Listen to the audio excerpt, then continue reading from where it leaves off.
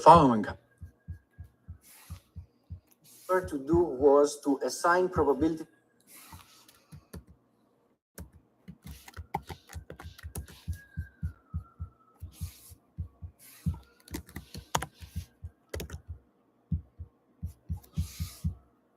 individual outcomes.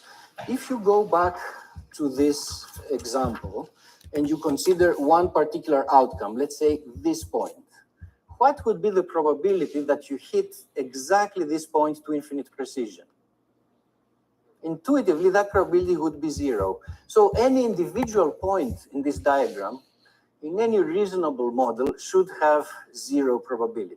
So if you just tell me that any individual outcome has 0 probability, you're not really telling me much to work with.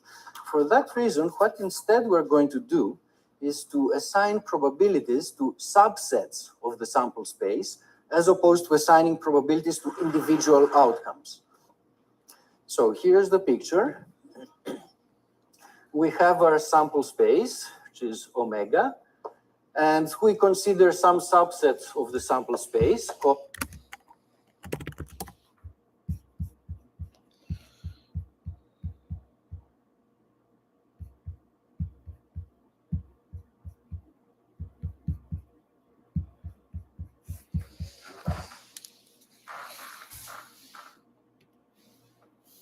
Omega.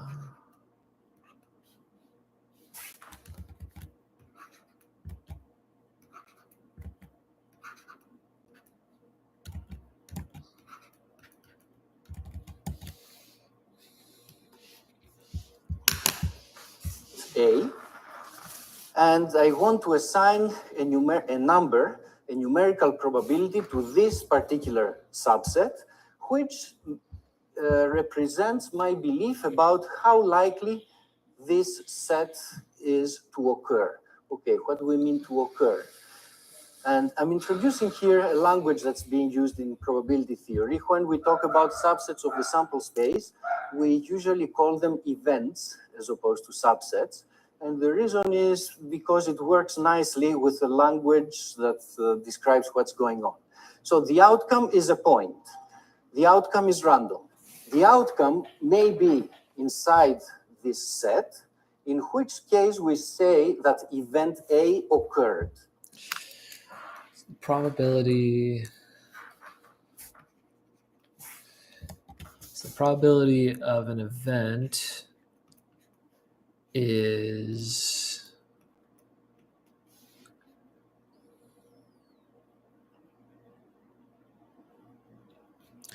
it's like, so we have our random probabilistic event produces an outcome, and the event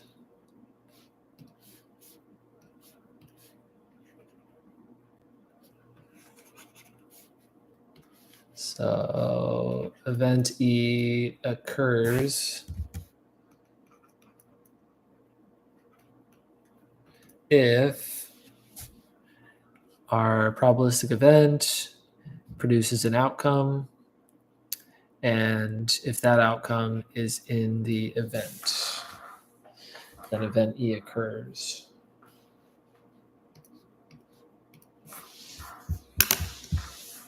If we get an outcome inside here, or the outcome may fall outside the set, in which case we say that event A did not occur. So we're going to assign probabilities to events. And now, how should we do this assignment? Well, probabilities are meant to describe your beliefs about which sets are more likely to occur versus other sets. So there's many ways that you can assign those probabilities, but there are some ground rules for this game. First, we want probabilities to be numbers between 0 and 1 because that's the usual convention. So probability of 0 means we're certain that something is not going to happen. Probability of 1 means that we're essentially certain that something is not going to happen. So we want numbers between 0 and 1. We also want a few other things. And those few other things are going to be encapsulated. It's crazy just to think of the difference between continuous and discrete, because yeah, in discrete, you can just, you can just basically like kind of talk in terms of the probability of like an outcome, and you can kind of like take all your outcomes and you can basically assign them all probabilities. But when you're dealing with events in the continuous space, like you can't think of individual outcomes and applying probabilities to them. Like you have to actually think in terms of kind of like your whole space and kind of like slicing up that space. You can't discretize individual events. You can only like discretize subsets. It's so weird because you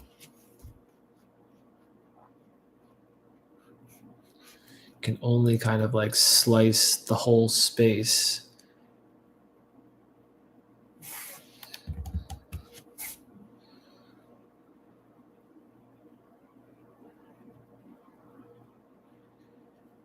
Kind of slice up the space as opposed to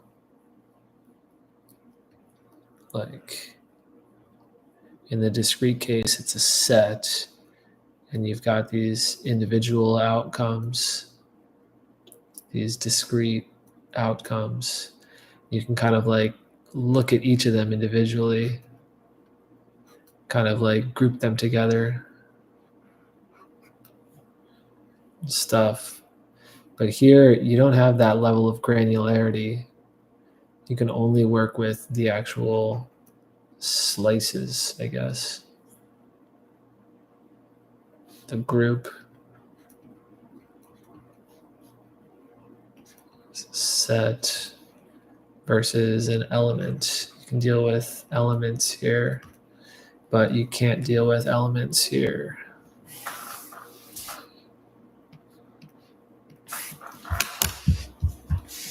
In a set of axioms. What axioms means in this context, it's the ground rules that any legitimate probabilistic model should obey. You have a choice of what kind of probabilities you use, but no matter what you use, they should obey certain consistency properties, because if they obey those properties, then you can go ahead and do useful calculations and do some useful reasoning. So what are these properties? First, probabilities should be non-negative. Okay, that's our convention. We want probabilities to be numbers between 0 and 1, so they should certainly be non-negative. The probability that event A occurs should be a non-negative number. What's the second axiom?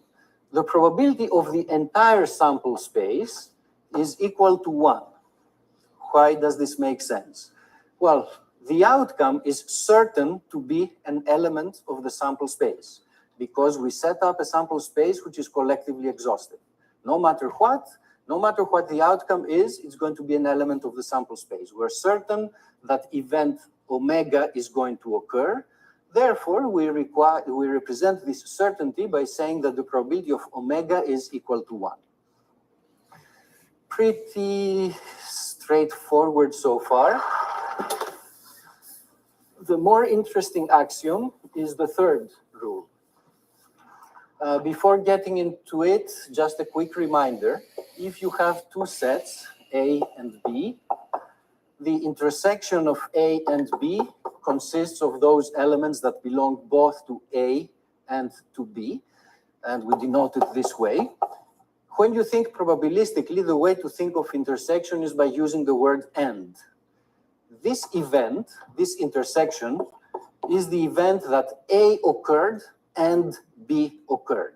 If I get an outcome inside here, A has occurred and B has occurred at the same time. So you may find the word and to be a little more convenient than the word intersection. And similarly, we have some notation for the union of two events, which we write this way. The union of two sets or two events is the collection of all elements that belong either to the first set or to the second or to both. When you talk about events, you can use the word or. So this is the event that A occurred or B occurred. And this or means that it could also be that both of them occurred. Okay, so now that we have this notation, what does the third axiom say? The third axiom says that if we have two events, A and B, that have no common elements, so here's A, here's B, and perhaps this is our big sample space. The two events have no common elements. So the intersection of the two events is the empty set. There's nothing in their intersection. Then the total probability of A together with B has to be equal to the sum of the individual probabilities. So the probability that A occurs or B occurs is equal to the probability that A occurs plus the probability that B occurs. So think of probability as being cream cheese. You have 1 pound of cream cheese, the total probability assigned to the entire sample space, and that cream cheese is spread out over this set. The probability of A is how much cream cheese sits on top of A. Probability of B is how much sits on top of B.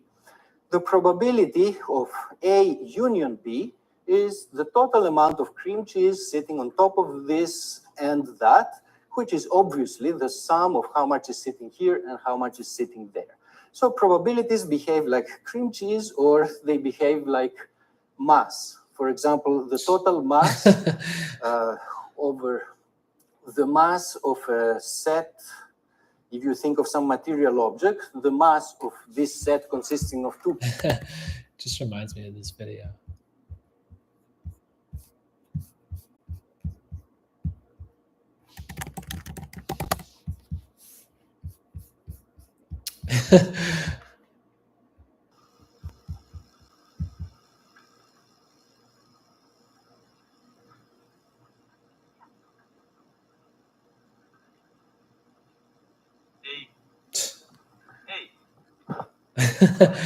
Hey.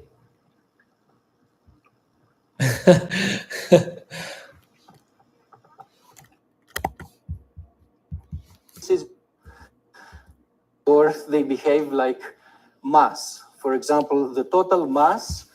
Okay, it's not as one-to-one. Over the mass of a set. If you think of some material object, the mass of this. It's just funny that kid like walked in and then he like just walked out immediately though. Set consisting of two pieces is obviously the sum of the two masses. So this property is a very intuitive one. It's a pretty natural one to have. Okay. Are these axioms enough for what we want to do? I mentioned a while ago that we want probabilities to be numbers between 0 and 1. Here's an axiom that tells you that probabilities are non-negative. Should we have another axiom that tells us that probabilities are less than or equal to 1? It's a desirable property. We would like to have it in our hands.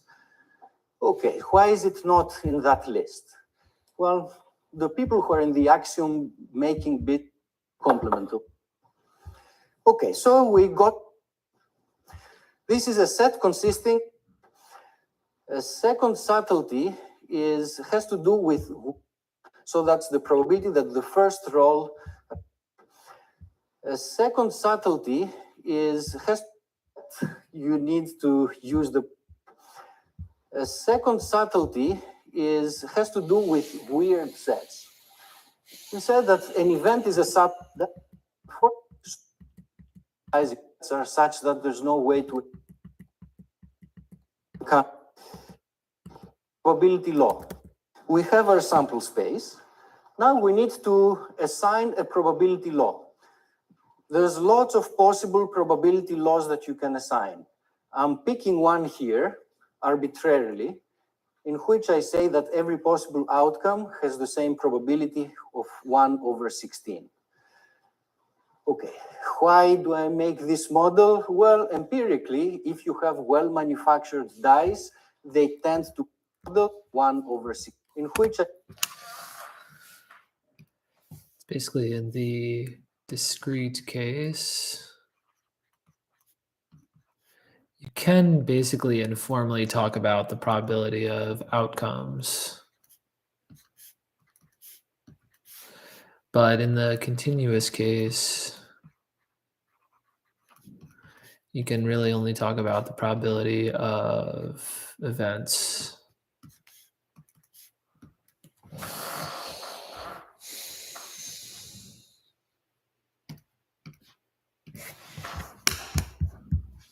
That every possible outcome has the same probability of 1 over 16. Okay, why do I make this model? Well, empirically, if you have well-manufactured dice, they tend to behave that way. We'll be coming back to this kind of story later in this class, but I'm not saying that this is the only probability law that there can be. You might have weird dice in which certain outcomes are more likely than others. But to keep things simple, let's take every outcome to have the same probability of 1 over 16. Okay, so let's now that we have in our hands the sample space and the probability law, we can actually solve any problem there is. We can answer any question that could be posed to us. For example, what's the probability that the outcome, which is this pair, is either 1, 1 or 1, 2? So it's kind of like, it's different ways to kind of write this. So it's like the probability of like 1, 1 plus the probability of 1, 2. Or you could say it's the probability of 1, 1, comma 1, 2, like this. And kind of drawing out the sample space, you've got, for instance, you've got, maybe I just draw up like the top of the sample space. So you've got like 1, 1 here, and you've got 1, 2.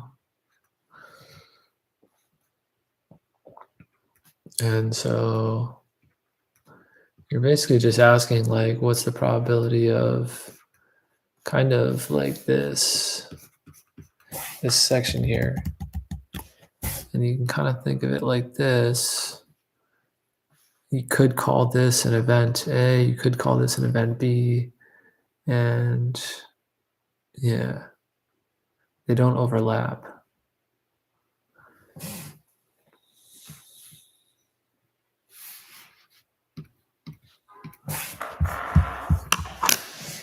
We're talking here about this particular event, 1, 1 or 1, 2.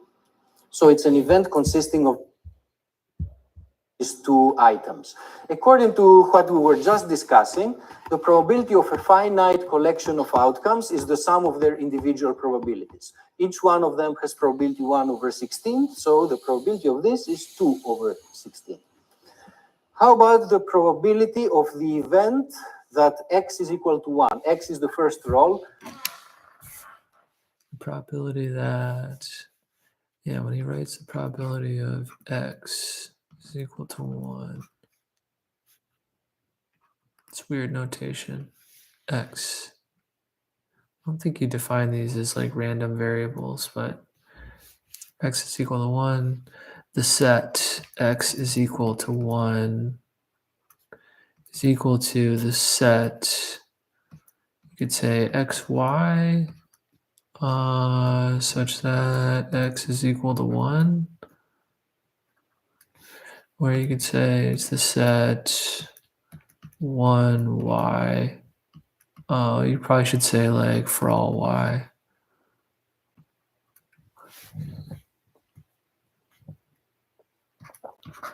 For all y? Is that how you do it?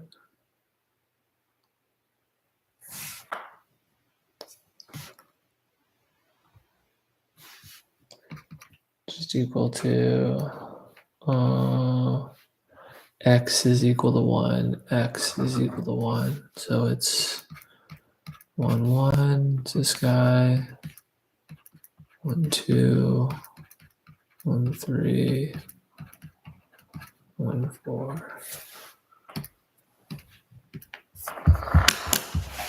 That's the probability that the first roll is equal to 1. Notice the syntax that's being used here.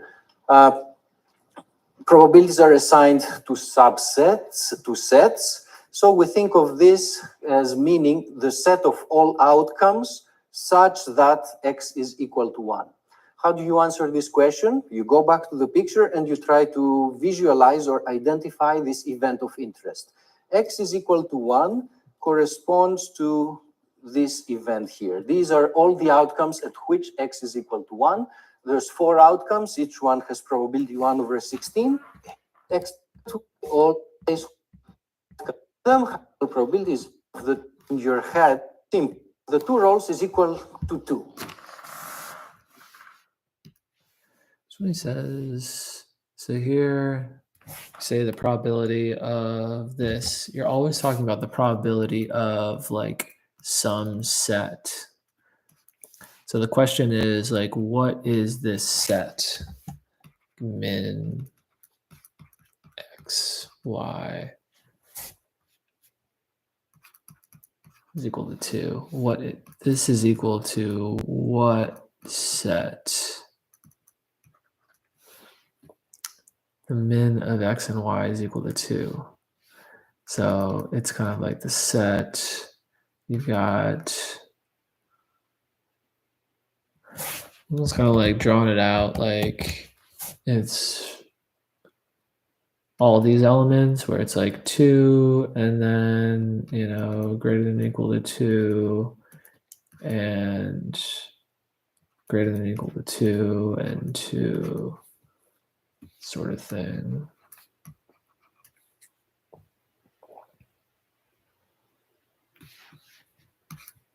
It's like you fix 2 on the first roll, and then you kind of start at 2 and you go up.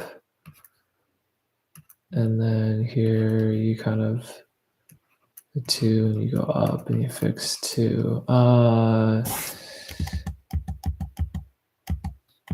this one, I would say you would fix, you would fix 2 and you go up. Okay, that makes sense.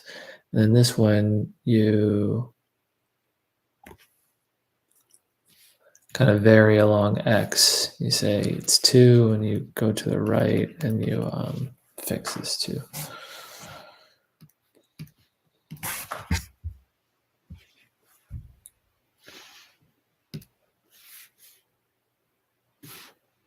The min of x and y is 2. This is kind of like a predicate here. So you're kind of like going over all of the possible things here and you're saying, okay, is this true or false? So like, is the min of x and y equal to 2? Well, here the min of x and y is 1. So this is like false. So this is like not right. So how about this one? The minimum of 2 and 4. Yes, that's good. Minimum of 3 and 4. 4 and 4. 1 and 3. 2 and 3. Yep. 3 and 3. Nope. The minimum of x and y. Nope. The minimum is 1. Yes.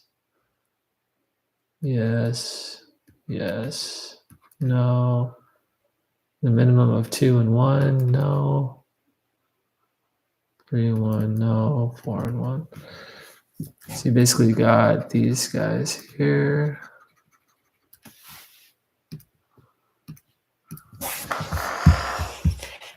This can happen in several ways. What are the several ways that it can happen? Go to the diagram and try to identify them. So the minimum is equal to 2 if both of them are 2's.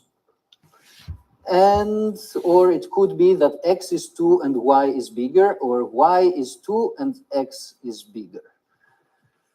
Okay, I guess we rediscover that yellow and blue make green. So we see here that there's a total of 5 possible outcomes. The probability of this event is 5 over 16. Rip. Simple example, but the procedure that we followed in this example actually applies to any probability model you might ever encounter. You set up your sample space, You make a statement that describes the probability law over that sample space. Then somebody asks you questions about various events. You go to your pictures, identify those events, pin them down, and then start kind of counting and calculating the total probability for those outcomes that you are considering. This example is a special case of what is called the discrete uniform law. This model obeys the discrete uniform law if all outcomes are equally likely. It doesn't have to be that way. That's just one example of a probability law. But when things are that way, if all outcomes are equally likely, and we have n of them, and you have a set A that has little n elements, then each one of those elements has probability 1 over capital N, since all outcomes are equally likely. And for probabilities to add up to 1, each one must have this much probability. And there's little n elements that gives you the probability of the event of interest. So problems like space are really simple. We're going to. Now, the procedure we followed in the previous example is the same as the procedure you would follow in continuous probability problems. So going back to our dart problem, we get a random point inside this square. That's our sample space. We need to assign a probability law. For lack of imagination, I'm taking the probability law to be the area of a subset. So if we have two subsets of the sample space that have equal areas, then I'm postulating that they are equally likely. So what the how that we think plus we need to use the of take part class. Spend just a couple of minutes to reiterate what I mean by the following example. Think of the experiment where you keep flipping a coin and you wait until you obtain heads for the first time. What's the sample space of this experiment? You might have, it might happen in the first flip, it might happen in the 10th flip. Heads for the first time might occur in the millionth flip. So the outcome of this experiment is going to be an integer, and there's no bound to that integer. You might have to wait very much until that happens. So the natural sample space is the set of all possible integers. Somebody tells you some information about the probability law. The probability that you have to wait for n flips is equal to 2 to the minus n. Where did this come? That's a separate story. Where did it come from? Somebody tells this to us, and you're asked to find the probability that the outcome is an even number. Pairs of rolls are equally likely, so every element square is that list is what we call the sample space. It's a set of information about a random problems in allows us to information. So our quick review. In setting up a model of a random experiment, the first thing to do is to come up with a list of all the possible outcomes of the experiment. So that list is what we call the sample space. It's a set, and the elements of the sample space are all the possible outcomes. Those possible outcomes must be distinguishable from each other. They're mutually exclusive. Either one happens or the other happens, but not both. And they're collectively exhaustive. That is, no matter what, the outcome of the experiment is going to be an element of the sample space. And then we discussed last time that there's also an element of an art in how to choose your sample space, depending on how much detail you want to capture. This is usually the easy part. Then the more interesting part is to assign probabilities to our model. That is, to make some statements about what we believe to be likely and what we believe to be unlikely. The way we do that is by assigning probabilities to subsets of the sample space. So as we have our sample space here, we may have a subset A, and we assign a number to that subset, P of A, which is the probability that this event happens. Or this is the probability that when we do the experiment and we get an outcome, it's the probability that the outcome happens to fall inside that event. We have certain rules that probabilities should satisfy. They're non-negative. The probability of the overall sample space is equal to 1, which expresses the fact that we are certain, no matter what, the outcome is going to be an element of the sample space. Well, if we set it up right so that it exhausts all possibilities, this should be the case. And then there's another interesting property of probabilities that says that if we have two events or two subsets, if time where we of the various points inside the square, the probability that the unit square, and you can arrange every point on the unit square, zero probability that x, y. So the rest is just, so let's make the set, let me just draw it this way. The unit square is the union of one element sets consisting of all the points. So the unit square is made up by the union of the various points inside the square. So union over all x's and y's, okay? So the square is made up out of all the points that it contains. And now let's do a calculation. One is the probability of our overall sample space, which is the unit square. Now, the unit square is the union of these things.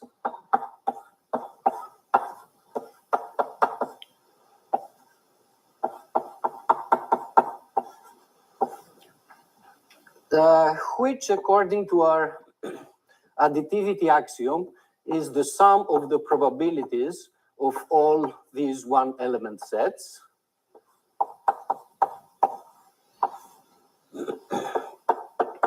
Now, what is the probability of a one element set? What is the probability of this one element set? What's the probability that our outcome is exactly that particular point? Well, it's the area of that set, which is zero. So it's just the sum of zeros. And by any reasonable definition, the sum of zeros is zero. So we just proved that one is equal to zero.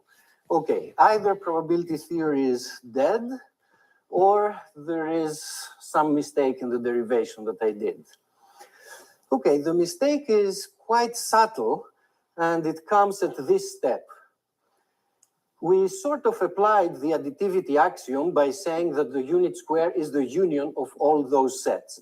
Can we really apply our additivity axiom? Here's the catch. The additivity axiom applies to the case where we have a sequence of disjoint events and we take their union.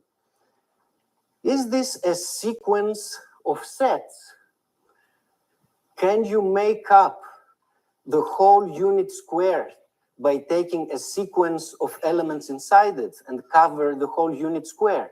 Well, if you try, if you start looking at a sequence of one element points, that sequence will never be able to exhaust the whole unit square.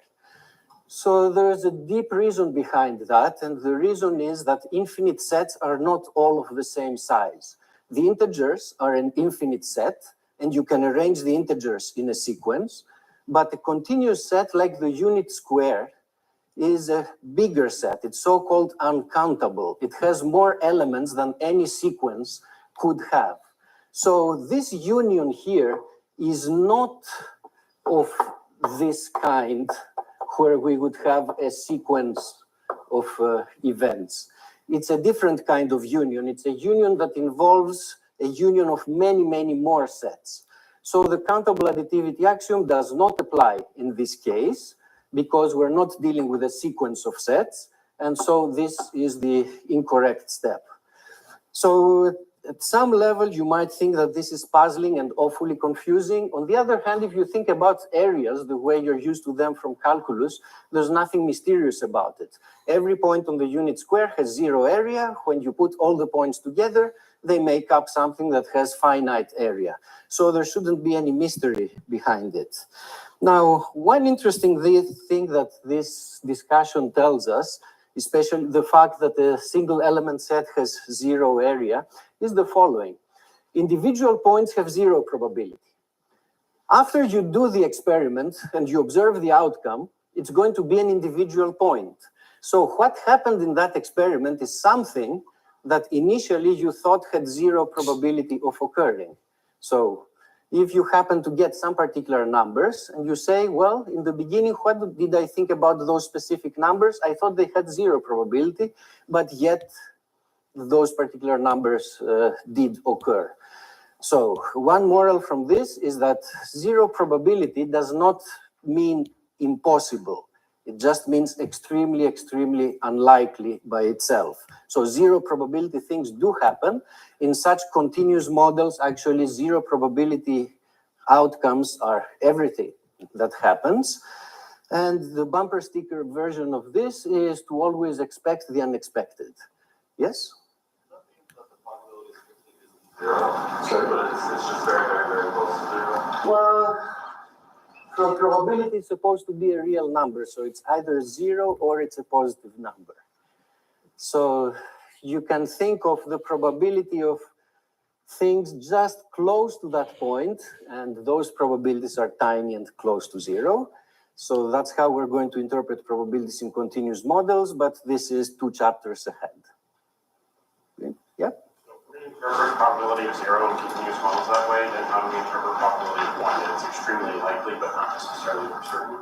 That's also the case. For example, if you ask in this continuous model, if you ask me for the probability that xy is different than the point 0, 0, this is the whole square except for 1 point. So the area of this is going to be 1. But this event is not entirely certain because the 0, 0 outcome is also possible. So again, probability of 1 means essential certainty, but it still allows the possibility that the outcome might be outside that set. So these are some of the weird things that are happening when you have continuous models. And that's why we start this class with discrete models on which we will be spending the next couple of weeks. Okay, so now once we have set up our probability model, and we have a legitimate probability law that has these properties, then the rest is usually simple. Somebody asks you a question of calculating the probability of some event. Well, you were told something about the probability law, such as, for example, that probabilities are equal to areas, and then you just need to calculate. In this type of examples, somebody would give you a set, and you would have to calculate the area of that set. So the rest is just calculation and simple. All right, so now it's time to start with our main business for today. And the starting point is the following. You know something about the world, and based on what you know, you set up a probability model and you write down probabilities for the different outcomes. Then something happens and somebody tells you a little more about the world, gives you some new information. This new information in general should change your beliefs about what happened or what may happen. So whenever we're given new information, some partial information about the outcome of the experiment, we should revise our beliefs. And conditional probabilities are just the probabilities that apply after the revision of our beliefs when we're given some information. So let's make this into a numerical example. Inside the sample space, this part of the sample space, let's say, has probability 3/6. This part has 2/6, and that part has 1/6. I guess that means that out here we have 0 probability. So these were our initial beliefs about the outcome of the experiment. Suppose now that someone comes and tells you that event B occurred. So they don't tell you the full outcome of the experiment, but they just tell you that the outcome is known to lie inside this set B. Well, then you should certainly change your beliefs in some way. And your new beliefs about what is likely to occur and what is not is going to be denoted by this notation. This is the conditional probability that event A is going to occur, the probability that the outcome is going to fall inside the set A, given that we are told and we're sure that the event lies inside the event B. Now, Interesting. I never really thought of it like this, but when you say like the probability of A given B, recall that these are events. So we can kind of write it out in terms of the set notation and say like the probability of, I don't know, if we're talking about dice, we could say what's the probability that you roll like a 1-1 or like a 1-2, given that you rolled, say, given that not even you rolled, we're not conditioning on like outcomes here. We're conditioning on events. So you're really saying the probability of this given, say we got like one of these, like 1-1, 1-2, or 1-3. Like one of these outcomes happened.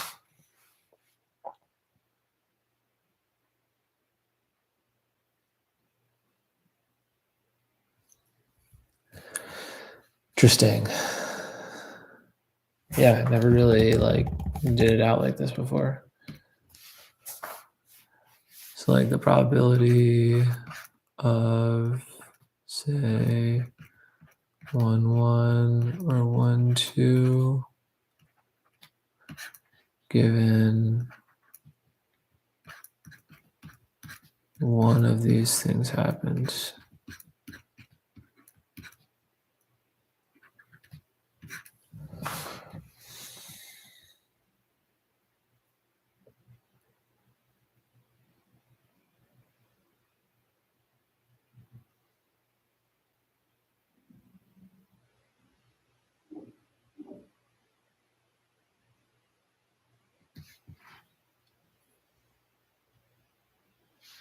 So this is kind of a subset of this.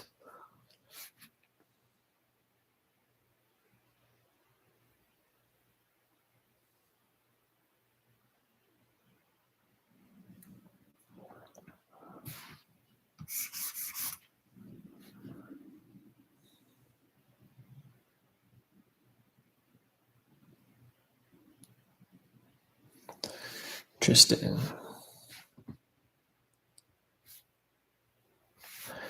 Or in the dice example, it's almost like what's the probability of 1-1 or 1-2?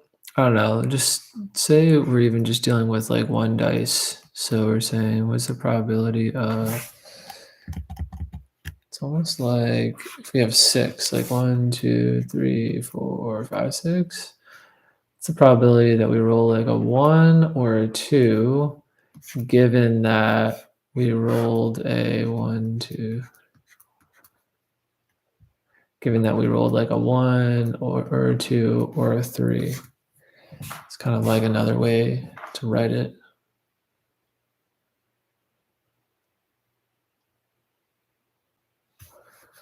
There's like a probability of like a 1 or a 2 given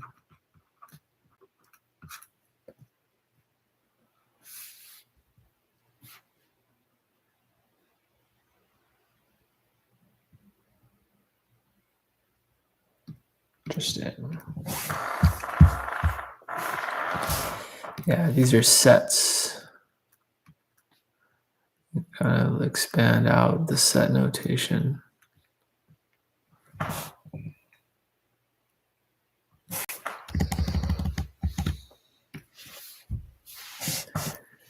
Can always go back and forth between. Oh, I never. I guess this is kind of new. I didn't think of the sample space before as like a set. Just kind of thinking like this: 1, 2, 3, 4, 5, 6.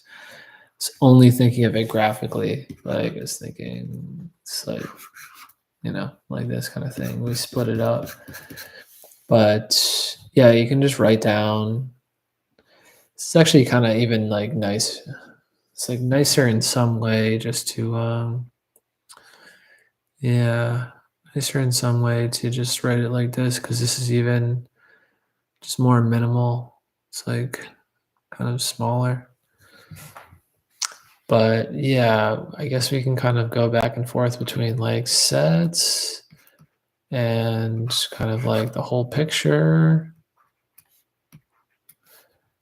versus like kind of the picture. Yeah, and kind of like carving up the picture, kind of like slicing up the picture versus kind of looking at sets like this versus like a blob with no structure, omega, versus kind of this like tree-based thing.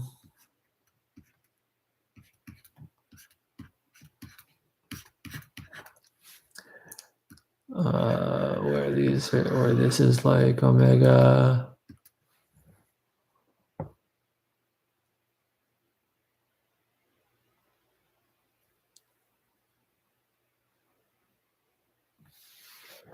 Yeah. Once we're told that the outcome lies inside the event B, then our old sample space in some ways is irrelevant. We have a new sample space, which is just the set B. We're certain that the outcome is going to be inside B. For example, what is this conditional probability? It should be 1. Given that I told you that B occurred, you're certain that B occurred, so this has unit probability. So Kind of thinking of the probabilities like, say it's like 1, 2, 3. Say 1, 2, given 1, 2, or 3. I want to draw something like maybe some correspondence between these. Like one is kind of like possible because it's in the conditioning event, and 2 is also possible. I guess we could, instead of just 1 and 2, it could be like, it's a probability of like 1, 2, 4, for instance. And 4 has no correspondence. It's not, we know that 4 didn't occur. So only kind of like 1 and 2 are in contention now.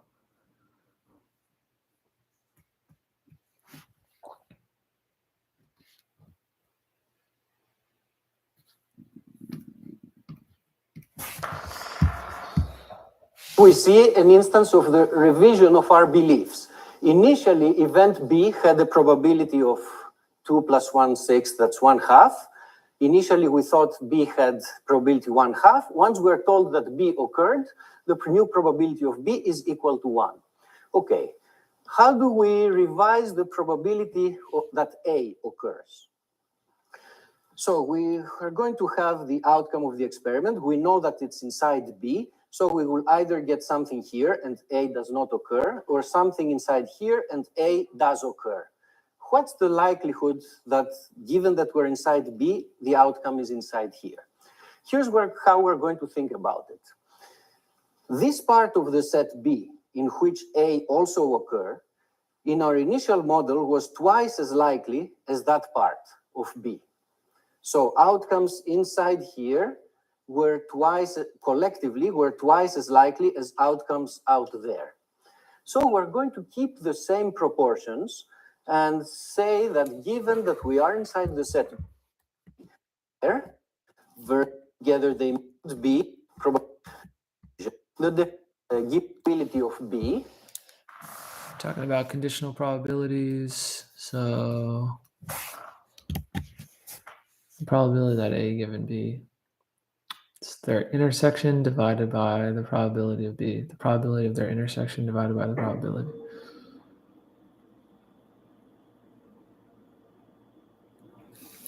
Yeah, I guess their intersection was like, this is 1, 2, 4, given 1, 2, 3.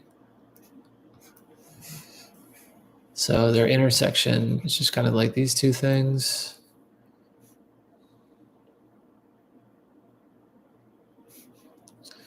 Divided by the probability of B. Yeah, it's, I don't know, I'm a little, yeah, this is kind of like one step up. Okay.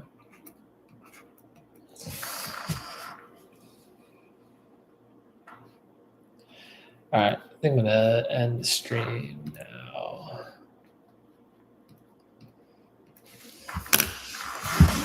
for watching. See you guys later. Peace.